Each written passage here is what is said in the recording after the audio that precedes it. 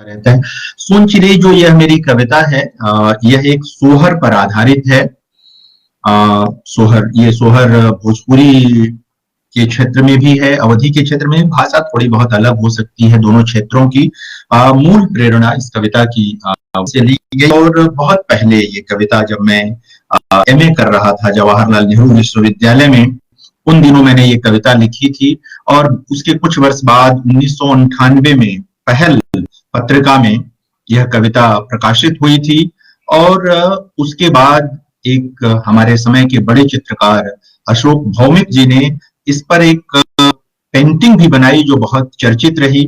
कई भाषाओं में कविता का अनुवाद हुआ, कई विश्वविद्यालयों के पाठ्यक्रम में है यह कविता। जाहिर है कि यह कविता पाठकों की है, कहूं इसलिए सुनाता रहता हूं। जो भी इसका पक्ष विपक्ष है पाठकों के बीच है। एक सोहर सुनने के बाद। बहुत पुरानी कथा है, एक भरे पूरे घर में एक लड़की थी सोनचिड़ै।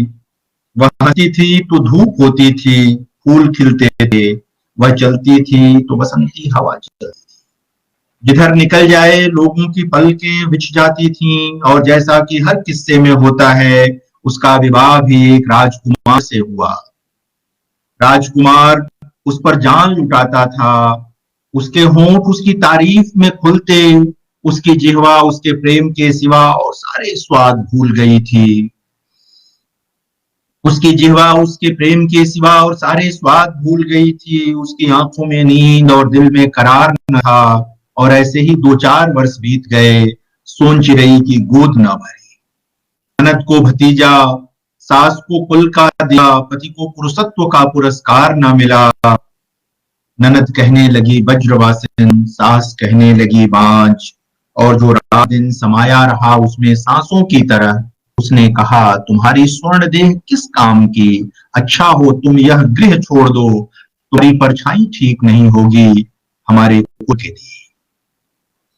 सोनचिड़ै बहुत रोई, मिन्नतें की, पर किसी ने ना सुनी। आंसुओं बीच एक स्त्री घर के बाद भटकने लगी ब्रह्मांड में। उसे जंगल मिला, जंगल में बाघिनी मिली। उसने उसे अपना दुख सुनाया और निवेदन किया कि वह उसे खा ले।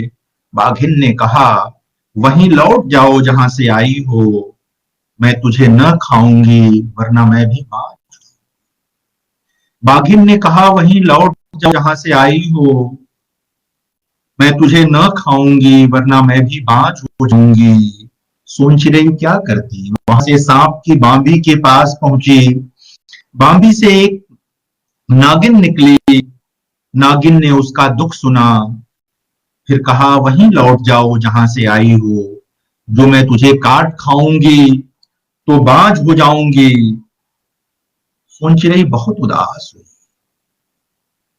सोनचिड़ै बहुत उदास हुई, फिर क्या करती, गिरते पड़ते माँ के दरवाजे पहुंची। माँ ने धधा कर हाल चाल पूछा, कौन सी विपत्ति में दुलारी बिटिया ऐसे घर आई है, कौन सी विपत्ति में दुलारी बिटिया ऐसे घर आई है। बेटी ने अपना दुख सुनाया और चौरी की कि थोड़ी सी जगह दे दो माँ रहने के लिए। माँ ने कहा विवाह के बाद बेटी को नैहर में नहीं रहना। माँ ने कहा विवाह के बाद बेटी को नैहर में नहीं रहना चाहिए, लोग बाग क्या कहेंगे, वहीं लौट जाओ जहां से आई हो। और सुनो, बुरा न माना बेटी, जो तुम्हारी परछाई पड़ेगी तो मेरी बहू बाँझ हो जाएगी। यह कहकर माँ ने अपना दरवाजा बंद कर लिया। अब सोनचिड़ै क्या करती, यह कहकर माँ ने अपना दरवाजा बंद कर लिया। अब सोनचिड़ै क्या करती। उसने धरती से निवेदन किया, अब तुम ही शरण दो माँ, दुख सहा नहीं जाता, इन कदमों से चला नहीं जाता। जो लोग पलकों पर लिए चलते थे मुझे, उनके ओसारे में भी जगह ना बची मेरे लिए। अब कहाँ जाऊं तुम्हारी गोद के सिवा, अब कहाँ जाऊं तुम्हारी गोद के सिवा। धरती ने कहा तुम्हारा दुख बड़ा है।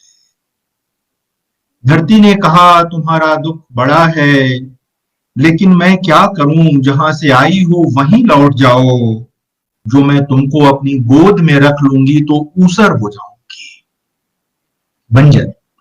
जो मैं तुमको अपनी गोद में रख लूंगी तो ऊसर हो जाऊंगी, और मित्रों इसके आगे जो हुआ वह किसी किस्से में नहीं है। हुआ यह कि सब ओर से निराश सोन चिरई बैठ गई एक नदी के किनारे। एक दिन गुजरा, दो दिन गुजरा, तीसरे दिन तीसरे पहर प्यास से बेहाल। तीसरे दिन तीसरे पहर एक सजीला युवक प्यास से बेहाल नदी तट पर आ मिला। उसने सोन चिरई को देखा, उसने सोन चिरई को देखा, सोन चिरई को देख पल के लिए वह सब कुछ भूल गया।